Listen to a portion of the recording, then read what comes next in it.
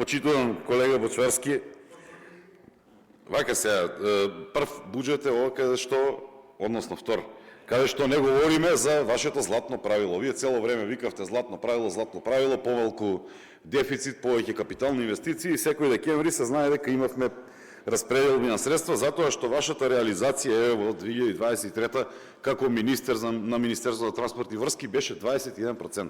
Ако добро се сеќавате, па после мораше тие пари да ги префрламе на ЕСМ, па овој Васко Ковачевски да прави некои екзибиции и као демек сте реализирали, ништо не реализиравте. Институциите ги оставивте 2023 на крајот и почетокот на 2024 без плати. Ако ви текне 5-6 институции меѓу кои беа овие од водостопанство и така натаму македонски шуми, ги оставивте без плати. И сега вие сте многу загрижени како нешто каснеле, негите ви каснеле, и вие и Оливер кажавте, вчера и Јованка кажа за негите. Ај сега за негите, ја да ви кажам што се случуваше. Велес има 3300 корисници на неги.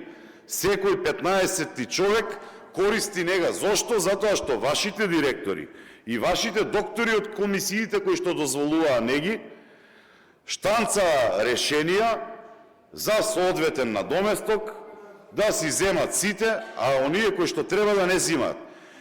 И фала Богу, брзата реакција на МВР ни пикна неколкумина доктори во притвор, се сменија директорите и сега бројот на неги се намалува. И ќе дојде ред за многу брзо, ќе зима нега само тој кој што треба да зима, а не здравите и работоспособните да ги правите неспособни, за да си ги полнат джебовите за тоа што биле ваши поддржувачи.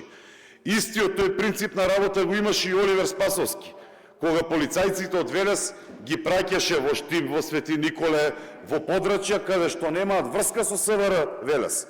И овие си тужа, државата им плаќаше и волкоцит и овците на број. Не оди така. Затоа вие правевте популистички буџети, имавте толку многу обврски кон државата, кои што не се реализира и ние сега треба да ви плаќа.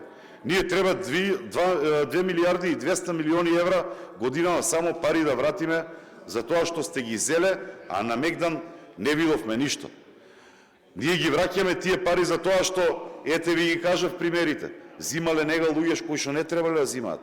Исплаќале пари државата, исплаќала затоа што Оливер си играл полицаец, а воопшто не работел како што треба.